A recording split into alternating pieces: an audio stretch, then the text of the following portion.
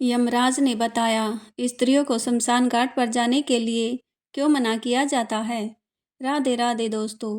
बहुत से लोगों के मन में यह प्रश्न जरूर उठता होगा कि आखिर स्त्रियों को शमशान घाट पर जाने से क्यों मना किया जाता है। इसके पीछे का क्या कारण है। आज हम इस प्रश्न का उत्तर आप सभी को एक अलौकिक कथा के माध्यम से देने जा रहे हैं। यह कथा धर्मराज ने देवर्षि नारद जी को सुनाई थी। बताया कि स्त्रियों को शमशान घाट जाने पर क्यों मना किया जाता है। आगे धर्मराज जी कहते हैं, इसी विषय में मैं आपको विस्तार से बता रहा हूँ। आप ध्यान से सुनिए। तो चलिए कथा को प्रारंभ करते हैं। एक बार की बात है, देवर्षि नारद नारायण नारायण का जाप करते हुए यमलोक में पहुँचे तो उन्हें आता देखकर यमराज बहुत प्रसन्न हुए और उन्होंने देवर्षि नारद से कहा, हे देवर्षि नारद, यमलोक में आपका स्वागत है। बताइए आज किस कारण से आप यहाँ आए हैं। निश्चय ही आप कोई महत्वपूर्ण समाचार लेकर आए होंगे। तो यमराज जी की यह बात सुनकर देवर्षि नारद जी हाथ जोड़ते हुए बोले, हे प्रभु, हे सूर्यतनय, हे दंडधारक, मैं आपको सबसे पहले प्रणाम करता हूँ। आज मैं आपके पास कोई समाचार लेकर नहीं आया, बल्कि अपनी एक शंका लेकर आया हूँ। कृपया आप मेरी शंका का निवारण कीजिए और मेरे व्याकुल मन को शांत कीजिए। तभी धर्मराज मंद मुस्कान के साथ बोले, हे नारद, आपके मन में जो भी प्रश्न है, आप निसंकोच होकर अपने प्रश्न पूछ सकते हो। मैं आपकी शंका का समाधान अवश्य करूँगा। फिर देवर्षि नारद जी ने पूछा, हे कृपया निधान प्रभु, मेरा पहला प्रश्न यह है कि मनुष्य गरीबी से मुक्ति कैसे पा सकता है, और मेरा दूसरा प्रश्न यह है कि स्त्रियों का शमशान घाट जाना क्यों मना है। देवर्षि नारद का प्रश्न सुनकर धर्मराज जी मुस्कुराते हुए बोले, हे नारद, आज आपने जो प्रश्न पूछे हैं वह समस्त मानवता के हित के लिए बहुत महत्वपूर्ण है। इस प्रश्न के उत्तर में संपूर्ण मानवता का कल्याण छिपा हुआ है। हे देवर्षि, मैं आपके पहले प्रश्न का उत्तर एक महान कथा के माध्यम से दे रहा हूँ। फिर तुम्हारे दूसरे प्रश्न का भी उत्तर इस कथा से समझाऊंगा। तुम ध्यानपूर्वक इस कथा को सुनो तो ही तुम्हें प्रश्नों का उत्तर मिलेगा। श्रोताओं, जो भी श्रोतागण इस कथा को पूरा सुनते हैं, उनके घर में दुख दरिद्रता का नाश हो जाता है और उन्हें गरीबी से छुटकारा मिल जाता है। इस कथा को प्रारंभ करते हुए धर्मराज कहते हैं, हे देवर्षि नारद, प्राचीन समय में भारत देश में एक नगर में गोपाल नामक एक धनवान व्यापारी रहता था। उसका व्यापार बहुत अच्छा चलता था। उसके घर में किसी चीज की कोई कमी नहीं थी। उसका परिवार बहुत खुश रहता था। वह अपनी पत्नी के लिए हर महीने बहुमूल्य गहने और आभूषण खरीदते थे, जिससे उसकी पत्नी उनसे बहुत खुश रहती थी। व्यापारी की पत्नी बहुत भोली भाली थी और जो कोई भी उससे कुछ भी पूछता था तो वह सब कुछ बता देती थी। तो फिर एक दिन व्यापारी की पत्नी ने उनसे पूछा, हे स्वामी, आपका व्यापार कैसा चल रहा है। आप इतना धन कैसे कमाते हो। इस पर व्यापारी ने सारी बात बता दी। हे प्रिया, मैं अनाज का व्यापार करता हूँ। मैं गांव के छोटे छोटे किसानों से अनाज खरीदता हूँ और उसे शहर में महंगे दामों में बेचता हूँ, जिससे मुझे अधिक धन मिलता है। तो अपने पति की यह बात जानकर व्यापारी की पत्नी ने सोचा कि इस बात को इस नगर में फैलाना चाहिए, ताकि सब लोग जाने कि मेरा पति कितना बुद्धिमान है। दोस्तों, किसी ने सच ही कहा है कि स्त्रियों को बात पचती नहीं है, वह किसी न किसी रूप में अपनी बात कह ही देती हैं। वही हाल व्यापारी की पत्नी का था। व्यापारी की पत्नी ने नगर में यह बात फैला दी कि मेरा पति कैसे अपनी बुद्धि से इतना धन कमाता है। फिर जब नगर के लोग यह जानने लगे तो वह भी अनाज का व्यापार करने लगे। इससे व्यापारी को अनाज महंगे दामों में खरीदना पड़ता था। उसका व्यापार घाटे में चला गया, जिससे धीरे धीरे वह गरीब होने लगा था। फिर व्यापारी परेशान था तो एक दिन उसके द्वार पर एक संत जी भिक्षा मांगने के लिए आए। तो व्यापारी की पत्नी ने उन्हें आदर से घर में आमंत्रित किया और भोजन कराया। फिर संत जी विश्राम कर रहे थे तो कुछ समय बाद व्यापारी उनके पास आया और उन्हें प्रणाम किया। फिर संत जी ने देखा कि व्यापारी चिंतित है, तो उन्होंने पूछा, हे पुत्र, क्या बात है? आप क्यों परेशान हो? तो व्यापारी ने कहा, हे महात्मा जी, मेरे व्यापार में घाटा हो रहा है। अब नगर के लोग भी अनाज का व्यापार करने लगे हैं, जिसके कारण मुझे अब महंगे दामों में अनाज खरीदना पड़ता है। इसलिए मैं बहुत चिंतित हूँ। फिर संत जी ने पूछा, क्या आपने किसी से यह बात बताई थी कि आप अपना धन कैसे कमाते हो? किस प्रकार आप अपनी जीविका चलाते हो? तब व्यापारी ने कहा, मैंने यह बात अपनी पत्नी से बताई थी। संत जी ने कहा, हे पुत्र, आपने बहुत बड़ी गलती कर दी। यह बात आपको किसी से भी नहीं बतानी चाहिए थी, चाहे वह आपकी पत्नी ही क्यों ना हो। फिर संत जी ने व्यापारी को एक कथा सुनानी प्रारंभ की और वह 3 महत्वपूर्ण बातें समझाने लगे, जिन्हें कभी किसी से नहीं बताना चाहिए। यदि इन बातों का पालन किया जाए तो गरीबी पास भी नहीं आएगी। दोस्तों, कहानी सुनाते हुए संत जी ने व्यापारी से कहा, हे पुत्र, प्राचीन काल की बात है। एक नगर में एक गरीब आदमी रहता था। वह इतना गरीब था कि अपने परिवार के लिए ठीक से भोजन भी नहीं जुटा पाता था। किसी ने ठीक ही कहा है कि गरीबी मनुष्य के लिए एक अभिशाप के समान होती है। बिना धन के परिवार चलाना बहुत मुश्किल होता है। फिर संत जी ने व्यापारी से आगे कहते हैं, हे पुत्र, वह आदमी जैसे तैसे अपने परिवार का भरण पोषण कर रहा था। कभी उनको भोजन मिल जाता तो कभी भूखे पेट ही सोना पड़ता था। फिर एक दिन उस गरीब आदमी की पत्नी ने कहा, हे स्वामी, कब तक हम इस गरीबी के दलदल में फंसे रहेंगे? कब हमें इस गरीबी से मुक्ति मिलेगी? हमारे पास तो इतना धन भी नहीं कि हम भरपेट भोजन कर सके। ऐसा कब तक चलेगा? फिर उसने अपने पति से कहा, हे पतिदेव, आप धन कमाने के लिए शहर चले जाइए। पत्नी के बार बार कहने पर वह गरीब आदमी धन कमाने के उद्देश्य से शहर की ओर निकल पड़ा और वह जंगलों के रास्ते से शहर जा रहा था। चलते चलते वह एक जंगल में पहुंच गया था और काफी लंबा सफर तय करने के कारण वह थक गया था और उसे बहुत प्यास लगी थी। वह जंगल में नदी की तलाश करने लगा तो उसे एक नदी दिखाई देती है। वह नदी के पास गया और भरपेट पानी पिया और अपनी प्यास बुझाई। फिर अपने गंतव्य की ओर चलने लगा। चलते चलते वह जंगल के बीचों बीच पहुंच गया। वहां उसने एक विशाल पीपल का वृक्ष देखा, जो चारों ओर एक दिव्य आभा बिखेर रहा था। उसकी शाखाएं आकाश को छू रही थी और उसकी जड़ें धरती की गहराई से पकड़ कर रखे हुए थी। उस वृक्ष के चारों ओर शांति का वातावरण था और ठंडी ठंडी हवा चल रही थी। वह गरीब आदमी उस पेड़ के नीचे बैठकर आराम करने लगा। आगे की कथा को सुनाते हुए संत जी व्यापारी से कहते हैं, हे पुत्र, वह गरीब आदमी पीपल के वृक्ष के नीचे आराम से लेटा हुआ था। तभी उसने देखा जंगल से एक विशाल सांप आया और पेड़ पर चढ़ गया। वह गरीब आदमी चुपचाप यह सब दृश्य देख रहा था और मन में सोचने लगा कि यह सांप इस पीपल के वृक्ष पर क्यों चढ़ रहा है। उसके मन में यह जानने की उत्सुकता हुई और वह उस सांप के पीछे पीछे पेड़ पर चढ़ने लगा। फिर उसकी नज़र पेड़ की डाली पर पड़ी, जहाँ कबूतर और कबूतरी का घोंसला था और उस घोंसले में उनके बच्चे थे। उस सांप को देखकर कबूतर और कबूतरी के बच्चे डर के मारे चिल्लाने लगे।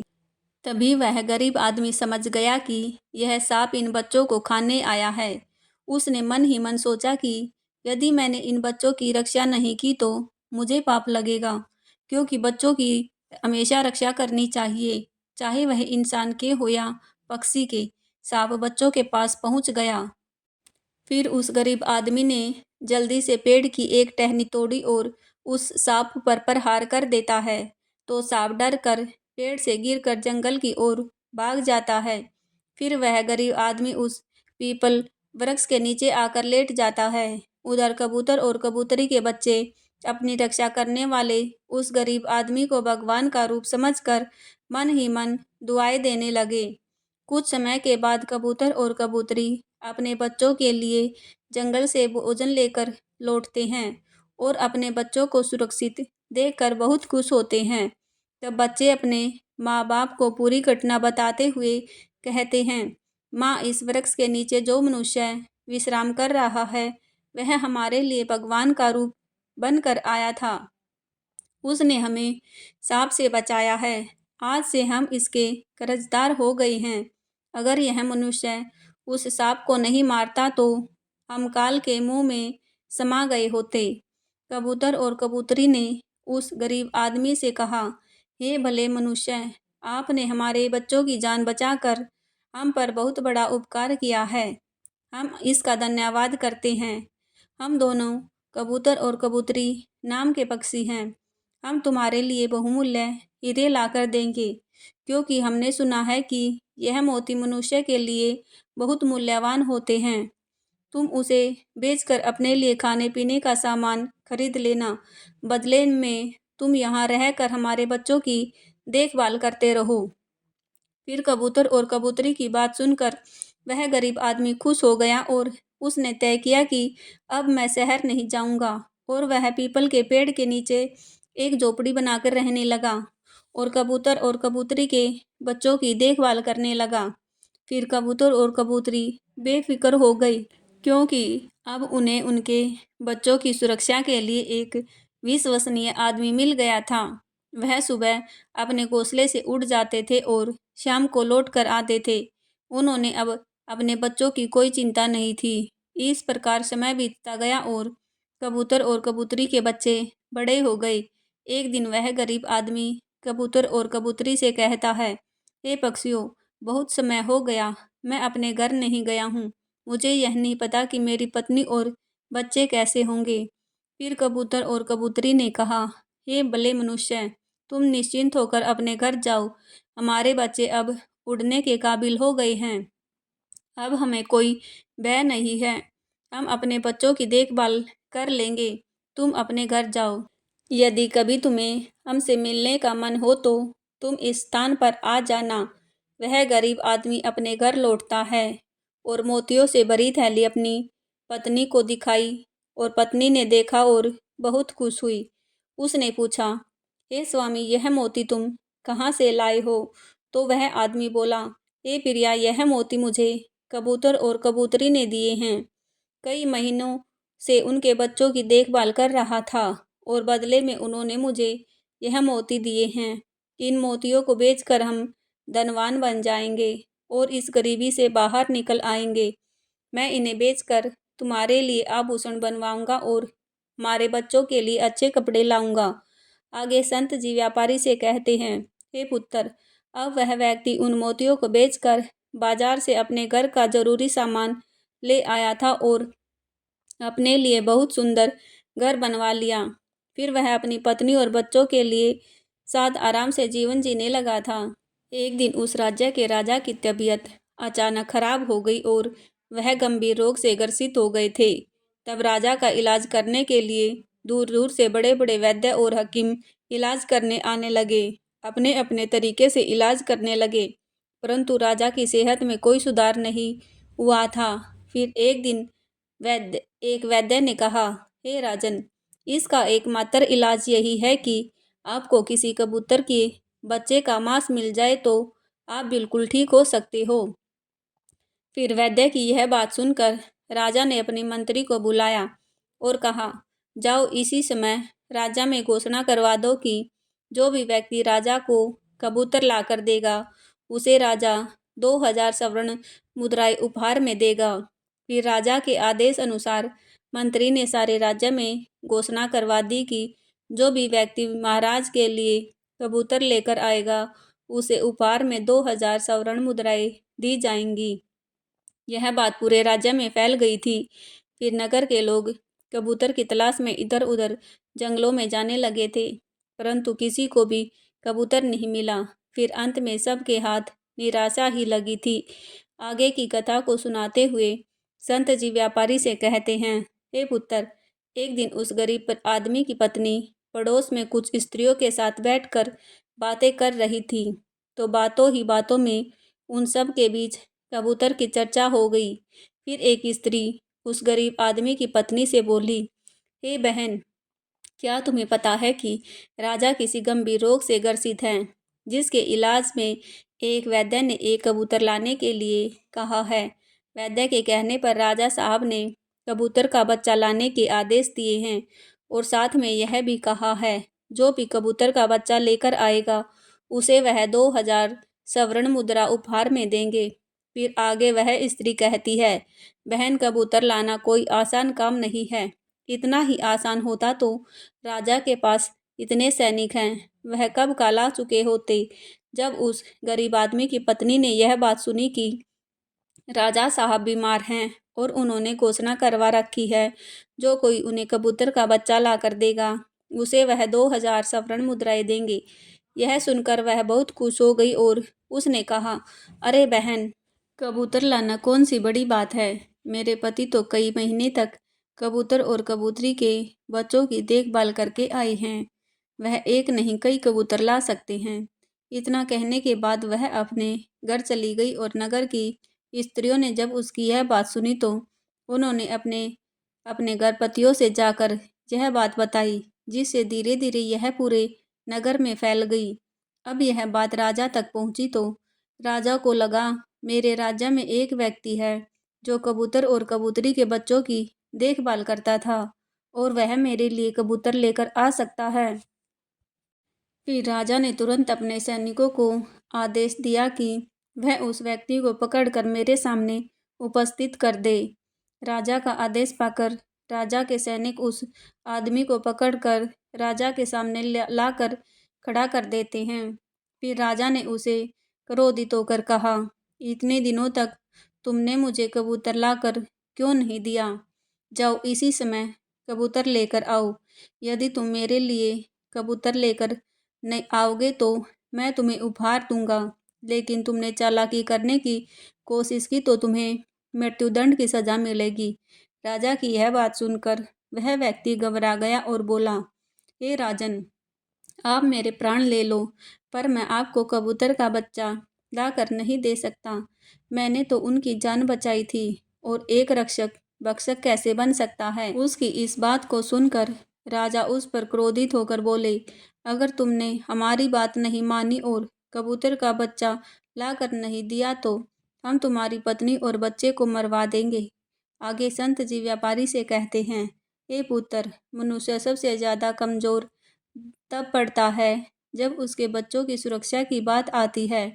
ऐसे में वह कुछ भी करने को मजबूर हो जाता है। राजा की बात सुनकर वह गरीब आदमी बहुत घबरा गया और उसने सोचा कि अब मुझे किसी भी तरह कबूतर का बच्चा लाकर राजा को देना ही पड़ेगा।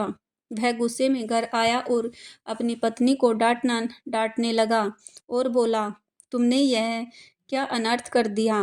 तुम्हें बिल्कुल भी समझ नहीं है कि हम क्या करते हैं और कहाँ जाते हैं। यह बात किसी को नहीं बतानी चाहिए थी, परंतु तुमने तो यह बात सारे नगर में फैला दी। तुमने यह बात उस दुष्ट राजा तक पहुंचा दी है। अब तुम ही बताओ मैं क्या करूं? जिस कबूतर और कबूतरी की बदौलत आज हमें खाने को भोजन, रहने को घर और पहनने को कपड़े मिले हैं, उनके कारण हम गरीबी के दलदल से बाहर निकले हैं। मैं उनके साथ इतना बड़ा धोखा कैसे कर सकता हूँ? तुमने यह बात उन महिलाओं को बताकर बहुत बड़ी भूल की है। फिर जब उसका गुस्सा शांत हुआ तो उसने अपने पत्नी को समझाते हुए कहा, ए प्रिया, अपने घर की कुछ बातें दूसरों से कभी नहीं कहनी चाहिए। पहली बात, आपके घर में कितना धन है और आपको की कमाई का स्रोत क्या है, यह बातें दूसरों से कभी नहीं बतानी चाहिए। दूसरी बात, घर में आपसी प्रेम की और पति पत्नी के प्रेम की बातें बाहर वालों के सामने नहीं करनी चाहिए। तीसरी बात, आपसी लड़ाई झगड़ा मान अपमान की बातें कभी दूसरों को नहीं बतानी चाहिए, वरना लोग हमारी गुप्त बातें जानकर हमारी कमजोरी को समझकर उनका फायदा उठाते हैं। चौथी बात, अपनी कमजोरी दूसरों को नहीं बतानी चाहिए और अपनी उन्नति का राज भी किसी को नहीं बताना चाहिए। जिन बातों के कहने से आपके परिवार पर विपत्ति आ सकती है, उन बातों को दूसरों को कभी नहीं बताना चाहिए। फिर संत ने व्यापारी से कहा, हे पुत्र, इन बातों के अतिरिक्त मनुष्य को उन बातों को भी अपनी पत्नी से नहीं बताना चाहिए जिससे घर का मान सम्मान और प्रतिष्ठा नष्ट हो जाए।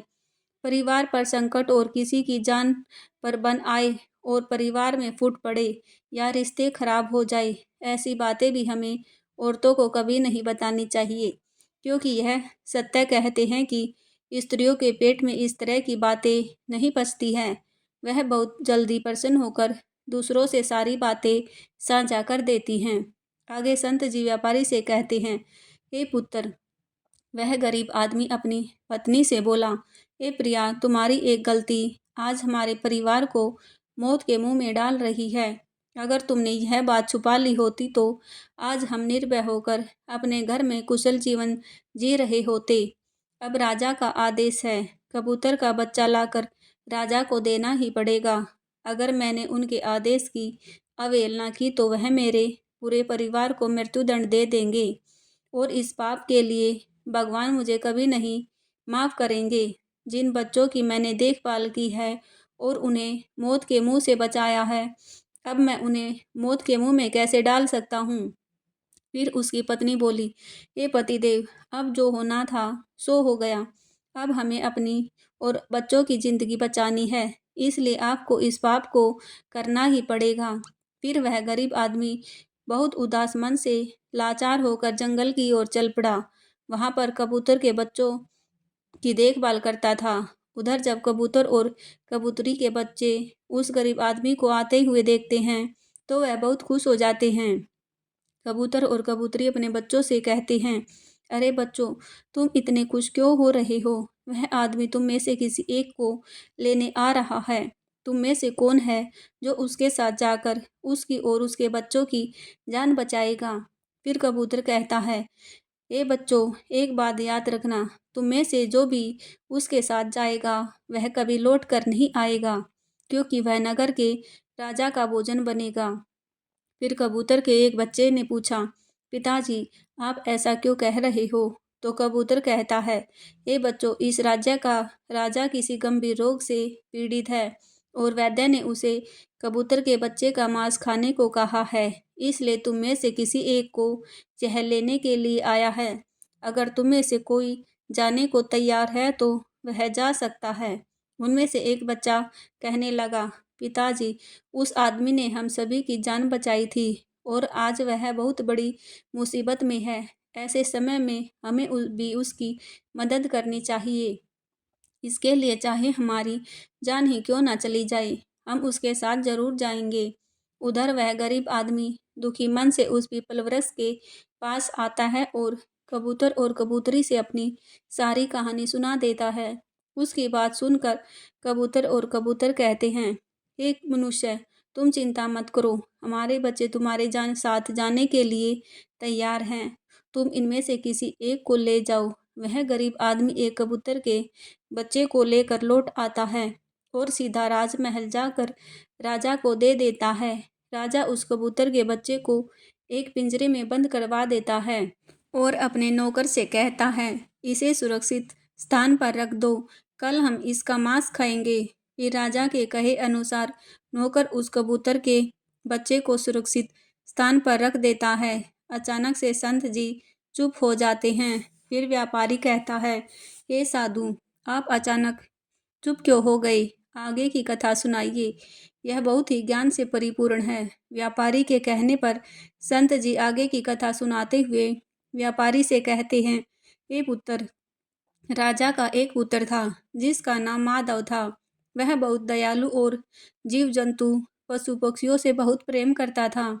उसे यह पता था कि यह कबूतर मेरे पिताजी खाने के लिए लाए हैं। राजकुमार माधव अपने कुछ मित्रों के साथ उसी स्थान पर खेलने जा रहा था जहां कबूतर का बच्चा पिंजरे में बंद था। जब राजकुमार ने पिंजरे में बंद एक सुंदर कबूतर के बच्चे को देखा तो वह उसके साथ खेलने लगा। राजकुमार के एक मित्र ने कहा, हे मित्र, तुम इस कबूतर को बाहर निकालो। यह कितना सुंदर कबूतर है। इसे इस पिंजरे में किसने बंद कर दिया है? यह बिल्कुल भी उचित नहीं है। हम इसे स्वतंत्र कर देते हैं। फिर राजकुमार माधव ने पिंजरा खोल दिया। पिंजरा खोलते ही कबूतर का बच्चा आकाश में उड़ गया। फिर क्या था, जब राजा को यह बात पता चली कि राजकुमार माधव ने कबूतर को स्वतंत्र कर दिया है और अब उसे पकड़ कर लाना बहुत मुश्किल है। राजा को राजकुमार माधव पर बहुत गुस्सा आया। उन्होंने तुरंत राजकुमार को बुलाया और क्रोधित होकर कहा, अरे दुष्ट, तुमने उस कबूतर के बच्चे को क्यों छोड़ दिया? क्या तुम नहीं जानते हो वह कितनी मुश्किल से मिला था? राजकुमार माधव बहुत घबरा गया और बोला, पिताजी मुझे क्षमा कर दीजिए। मुझे नहीं पता था कि वह पिंजरे से बाहर आते ही उड़ जाएगा। मुझे तो उसके साथ खेलना था। अपने पुत्र की यह बात सुनकर राजा और क्रोधित हो गई और उन्होंने उसे राज्य से बाहर निकालने के आदेश दे दिए। राजा का आदेश पाकर सैनिक राजकुमार को नगर की सीमा के बाहर छोड़ आते हैं और उधर वह कबूतर का बच्चा उड़कर अपने माता पिता के पास पहुंचता है और उन्हें सारी बात बताता है। कबूतर और कबूतरी ने जब अपने बच्चे को देखा तो कहा, बेटा, राजकुमार ने तुम्हें तो आज़ाद कर दिया, परंतु वह स्वयं संकट में फंस गया है। उसके पिता ने उसे राज्य से बाहर निकाल दिया है। अब उसकी देखभाल की जिम्मेदारी तुम्हारे ऊपर है। तुम जाओ और उसकी मदद करो। फिर अपने माता पिता की बात सुनकर कबूतर का बच्चा राजकुमार की मदद करने के लिए उसके पास पहुंच जाता है। राजकुमार उसे देखकर पहचान लेता है और कहता है, यह तो वही कबूतर है जिसको मैंने पिंजरे से आज़ाद किया था। फिर राजकुमार कहता है, ये कबूतर, तुम्हारी वजह से मुझे मेरे पिताजी ने नगर से निकाल दिया है। अब तुम ही बताओ मैं क्या करूं, कहाँ जाऊं?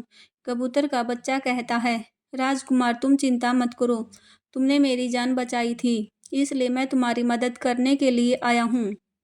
यह सुनकर राजकुमार माधव बहुत प्रसन्न हो जाता है।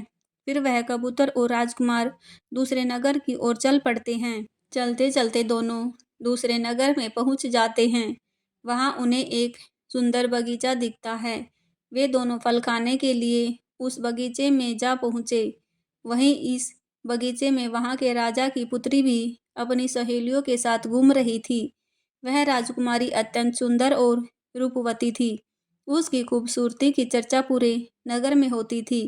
फिर राजकुमार और कबूतर बगीचे में बैठे हुए थे कि अचानक राजकुमारी अपनी सहेलियों के साथ बगीचे में घूमने लगती है।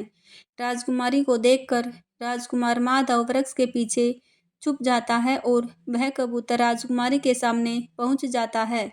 राजकुमारी उस सुंदर कबूतर को देखकर उस पर मोहित हो जाती है और उसे पकड़ना चाहती है, परंतु कबूतर उसकी पकड़ में नहीं आता। राजकुमार माधव पेड़ के पीछे से यह सब देख रहा था और जब उसने राजकुमारी को देखा तो वह भी उस पर मोहित हो गया। कुछ समय बाद बगीचे में टहलने के बाद राजकुमारी अपने महल में लौट जाती है। इधर राजकुमार पूरी तरह से राजकुमारी के प्यार में डूब जाता है। उसने यह सारी बात कबूतर से बताई तो उस कबूतर ने कहा, राजकुमार आप चिंता मत करिए, मैं आपको राजकुमारी से मिलवा दूंगा। फिर राजकुमार ने कबूतर से कहा, तुम मुझे किसी भी तरह उस राजकुमारी से मिलवा दो, मैं उसके बिना अब एक पल भी नहीं रह पाऊंगा। फिर कबूतर बोला, राजकुमार धैर्य रखिए, मैं अभी पता लगा कर आता हूँ कि राजकुमारी कहाँ रहती है और तुम उससे कैसे मिल सकते हो। इतना कहकर वह कबूतर महल की ओर उड़ जाता है। राजकुमारी के महल के चारों ओर सैनिक तैनात थे, परंतु कबूतर उड़ते हुए ऊपर से जाता है और राजकुमारी के कक्ष से बाहर बैठ जाता है। कबूतर वहां से सब कुछ देखता है और सारी बात राजकुमार को आकर बता देता है कि राजकुमार महल में जाकर राजकुमारी से मिलना बहुत मुश्किल है, क्योंकि उसके आसपास सैनिकों का पहरा है। फिर वह कबूतर कहता है, राजकुमार आप अपना हाथ का कड़ा मुझे दे दो, मैं तुम्हारा कड़ा आज रात राजकुमारी के पास पहुंचा दूंगा और उसकी चुनरी ले आऊंगा। राजकुमार ने कबूतर के कहने पर अपने हाथ का कड़ा कबूतर को दे दिया। फिर कबूतर राजकुमार का कड़ा लेकर रात में राजकुमारी के पास रख आता है और उसकी चुनरी ले आता है। जब सुबह राजकुमारी जागती है तो उसने देखा कि मेरी चुनरी गायब है, मेरे पास एक हाथ का कड़ा रखा हुआ है। राजकुमारी तुरंत समझ जाती है कि रात में कोई पुरुष मेरे कक्ष में आया था। यह देखकर राजकुमारी बहुत व्याकुल हो जाती है और अपने सभी सैनिकों को सावधान कर देती है और अपने सैनिकों से पूछती है, रात में मेरे कक्ष में कौन आया था? परंतु किसी के पास कोई जवाब नहीं था। अब राजकुमारी के कक्ष की सुरक्षा और बढ़ा दी जाती है। दूसरे दिन रात होते ही वह कबूतर फिर से राजकुमारी के कक्ष में जाता है और राजकुमार द्वारा लिखी चिट्ठी को राजकुमारी के पास रख आता है। अगले दिन जब राजकुमारी उठती है तो उस चिट्ठी को पढ़ती है। उसमें लिखा हुआ था कि राजकुमारी, मैं तुम पर मोहित हो गया हूँ। मैं तुमसे विवाह करना चाहता हूँ। अगर तुम्हें मुझसे मिलना हो तो तुम अपने बगीचे में आ जाना। मैं तुम्हें वहाँ मिल जाऊंगा। अगले दिन सुबह होते ही राजकुमारी अपनी सहेलियों को लेकर बगीचे में पहुंच जाती है, परंतु वहाँ उसे कोई नहीं दिखाई देता। वहाँ केवल वह कबूतर ही घूम रहा होता है जिसे उसने उस दिन देखा था। कबूतर राजकुमारी से कहता है, हे राजकुमारी, तुम जिसे खोज रही हो, मैं तुम्हें उससे मिलवा दूंगा, परंतु पहले तुम मुझे वचन दो कि तुम यह बात अपने पिताजी से नहीं बताओगी और उसे किसी भी तरह से नुकसान नहीं पहुंचाओगी। फिर राजकुमारी ने वचन दिया कि मैं पिताजी को कुछ नहीं बताऊंगी। राजकुमारी यह जानना चाहती थी कि आखिर वह कौन है जो इतने सख्त पहरे के बावजूद भी मेरे कक्ष में जा पहुंचता है। राजकुमारी के कहने पर कबूतर ने राजकुमार को बुलाया। फिर राजकुमार वृक्ष के पीछे से बाहर आया। राजकुमार बहुत ही सुंदर था। राजकुमार की सुंदरता देखकर राजकुमारी भी उस पर मोहित हो जाती है और दोनों एक दूसरे पर मोहित हो जाते हैं। राजकुमारी ने पूछा, राजकुमार, तुम कौन हो और इतने कड़े पहरे के बाद भी तुम मेरे कक्ष तक कैसे पहुंच गए? फिर राजकुमार बोले, जब किसी से सच्चा प्रेम होता है तो कोई भी कार्य असंभव नहीं होता। जब से मैंने तुम्हें देखा है तब से मैं तुमसे प्रेम करने लगा हूँ। तुमसे विवाह करने की इच्छा रखता हूँ। फिर राजकुमारी ने पूछा कि तुम कौन हो, कहाँ से आए हो? राजकुमार ने अपनी पूरी कहानी उसे सुना दी। अब राजकुमार की कहानी सुनने के बाद राजकुमारी के मन में उसके लिए सहानुभूति हो गई थी और अब रोजाना राजकुमारी उस राजकुमार से मिलने बगीचे में आने लगी थी।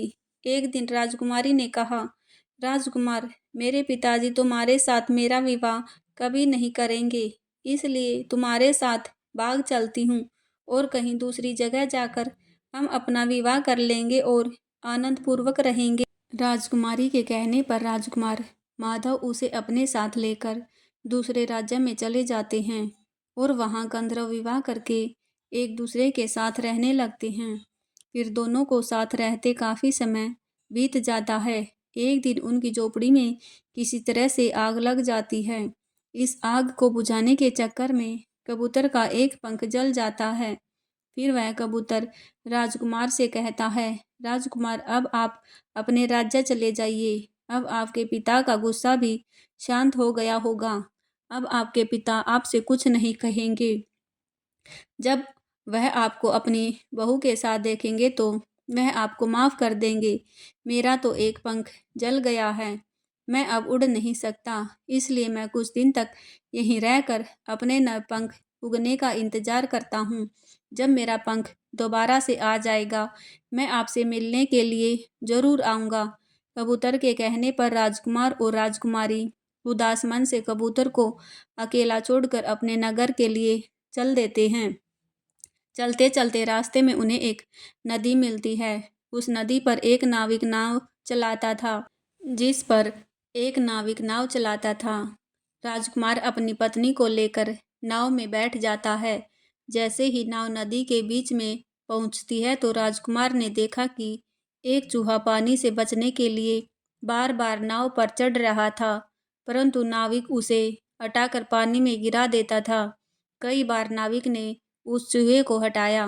तभी राजकुमार ने कहा, अरे भाई, यह बेचारा इस प्रकार से तो जल में डूब कर मर जाएगा। यह अपने प्राणों की रक्षा करने के लिए इस नाव पर चढ़ रहा था, इसे चढ़ने दो। जब राजकुमार ने नाविक से कहा, इस चूहे को नाव पर चढ़ जाने दो, तो राजकुमार के कहने पर उस नाविक ने उस चूहे को अपनी नाव पर चढ़ जाने दिया। जैसे ही चूहा नाव के अंदर गया, वह अंदर जाकर छुप गया। थोड़ी देर बाद उन्होंने देखा कि नाव के अंदर धीरे धीरे पानी आने लगा, क्योंकि उस चूहे ने नाव को काटकर उसमें छेद कर दिया था, जिससे नाव में पानी भरने लगा। जब नाव में पानी बढ़ने लगा तो नाव पानी में डूबने लगी। धीरे धीरे जब नाव पूरी तरह डूब गई तो उसी समय राजकुमार और राजकुमारी पानी में बहने लगे। पानी के बहाव से राजकुमार बहुत दूर पहुंच गया और राजकुमारी नदी में बहती हुई दूसरे राज्य में जा पहुंची। उसी समय बगीचे का माली पेड़ों को सींचने के लिए पानी नदी से भरकर ला रहा था। जब उसने सुंदर लड़की को देखा तो वह भागते हुए महल में गया और राजा को यह खबर देता है। जब राजा सुंदर लड़की को देखता है तो वह उस पर मोहित हो जाता है और उसे अपने महल में ले आता है। फिर वह राजा वैद्य से उसका इलाज करवाता है। कुछ दिन बाद जब राजकुमारी ठीक हो जाती है तो एक दिन वह देखती है कि राजा उसके पास खड़ा है। वह राजकुमारी को घूर कर देख रहा था। राजा पहले से ही राजकुमारी के रूप पर मोहित था और अब उससे विवाह करना चाहता था। उस राजा ने राजकुमारी से कहा, हे सुंदरी, इस दुनिया में अब तुम्हारा कोई नहीं है। अब तुम हमारी पत्नी बन जाओ और हमारी रानी बनकर हमारे महलों में आराम से रहो। राजकुमारी की जो सुंदर तो थी ही, साथ ही बहुत बुद्धिमान भी थी। उसने अपने मन में सोचा कि यदि मैं इस समय राजा से विवाह करने से मना करती हूँ तो राजा मुझसे जबरदस्ती विवाह कर सकता है। इसलिए उसने राजा से कुछ दिन का समय मांगा और कहा, हे राजन, मुझे कुछ दिन का समय चाहिए, उसके बाद मैं आपके साथ विवाह कर लूंगी। अब राजकुमारी उसी राजा के महल में रहने लगी और गरीब और असहाय लोगों को भोजन कराने लगी। उधर राजकुमार माधव अपनी पत्नी से बिछड़ने के बाद इधर उधर भटक रहा था। फिर एक दिन संयोगवश वह उसी राज्य में जा पहुंचा जहां उसकी पत्नी रहती थी। उस समय राजकुमारी गरीबों को भोजन करा रही थी। जब उसने राजकुमार माधव को देखा तो वह उसे पहचान गई और उसकी आंखों में आंसू आ गए। तब उसने राजकुमार को एकांत में बुलाया और सारी सच्चाई बताई। उसने कहा, हे स्वामी, आप यहाँ आराम से रहिए और इस राजा की नौकरी कीजिए। जब हमें मौका मिलेगा तब हम यहाँ से भाग जाएंगे। राजकुमार माधव ने राजकुमारी की बात मान ली और राजा का नौकर बनकर महल में रहने लगा। वह राजकुमारी की मदद करने लगा और गरीबों को भोजन परोसने में मदद करने लगा। परंतु राजा को यह नहीं पता था कि राजकुमार उसका पति है। राजा तो उसे सिर्फ अपने नौकर के रूप में देखता था। इधर राजकुमार एक दिन राजकुमारी के साथ पक्षियों को दाना डाल रहा था। तभी वही कबूतर राजकुमारी के यहाँ दाना चुगने आया। अब उसके नए पंख निकल आए थे। जब कबूतर दाना चुगने आया तो उसने राजकुमार और राजकुमारी को पहचान लिया था। राजकुमार ने जब कबूतर को देखा तो उसकी आंखों में आंसू आ गए और उसने कबूतर को पूरी कहानी सुनाई कि वे कैसे यहाँ फंसे हुए हैं और राजा को भी नहीं पता कि वह पति पत्नी हैं। कबूतर बोला, राजकुमार, चिंता मत करो, आज रात राजा के सारे सैनिक सो जाएंगे तो हम तुम्हें महल से निकाल कर तुम्हारे पिता के घर पहुंचा देंगे। रात के समय जब सभी सैनिक सो गए तो राजकुमारी और राजकुमार महल से चुपके से निकल पड़े और रात के अंधेरे में राजकुमार के पिता के राज्य में पहुंच गए। राजा अपने पुत्र को देखकर बहुत खुश हुआ और उसे अपनी करनी पर पश्चाताप हुआ कि उसने अपने पुत्र को नगर से निकालकर बहुत बुरा किया था। वह बार बार अपने पुत्र से क्षमा मांगने लगा था। तभी राजकुमार ने बताया कि पिताजी, मेरी रक्षा वही कबूतर कर रहा है जिसे आप मार कर खाना चाहते थे। वही मेरे प्राणों की रक्षा करने वाला है और उसी ने मुझे शत्रुओं से बचाया है। राजकुमार की बात सुनकर राजा बहुत खुश हुआ और उसी दिन से राजा ने यह प्रण लिया कि अब से कोई राज्य में पशु पक्षी को नुकसान नहीं पहुंचाएगा और सभी को दाना पानी दिया जाएगा। आगे उस संत जी ने व्यापारी से कहा, हे पुत्र, कुछ बातें दूसरों को बताने से जीवन में घोर संकट आ जाता है, इसलिए यह 3 बातें किसी को भी नहीं बतानी चाहिए। जैसे कि आपने अपनी पत्नी से बताई थी कि आप धन कैसे अर्जित करते हैं, इसी के कारण आज आपका व्यापार खतरे में है। तो व्यापारी ने अपनी गलती का एहसास हुआ और उसने अपनी पत्नी को समझाया कि किसी को अपने घर की बातें नहीं बतानी चाहिए। तभी धर्मराज देवर्षि नारद जी से कहते हैं, हे देवर्षि नारद, इस कथा को सुनने के बाद आपको पहले प्रश्न का उत्तर मिल गया होगा। अब मैं आपके दूसरे प्रश्न का उत्तर देता हूँ कि किस कारण से स्त्रियों का शमशान घाट जाना वर्जित है। यमराज कहते हैं, हे देवर्षि, महिलाओं का स्वभाव बहुत ही संवेदनशील और करुणामय होता है। शमशान घाट का वातावरण अत्यंत गंभीर और दुखपूर्ण होता है, जिसे देखकर महिलाएं व्यथित हो जाती हैं और रोने लगती हैं, जिससे मृतक व्यक्ति की आत्मा को दुख पहुंचता है। आगे यमराज जी कहते हैं, हे देवर्षि, मृत्यु तो काल का एक समय चक्कर है और शमशान घाट को सकारात्मक और नकारात्मक शक्तियों से युक्त स्थान माना गया है, जहाँ तांत्रिक और देवी क्रियाएं दोनों संपन्न होती हैं। यदि उस समय स्त्रियां शमशान घाट में रहेंगी तो वह डर सकती है और नकारात्मक ऊर्जा उनके ऊपर असर डाल सकती हैं। महिलाओं का हृदय कोमल होता है, जिससे नकारात्मक ऊर्जा उन पर जल्दी हावी हो सकती है और उनकी मानसिक स्थिति पर असर पड़ सकता है।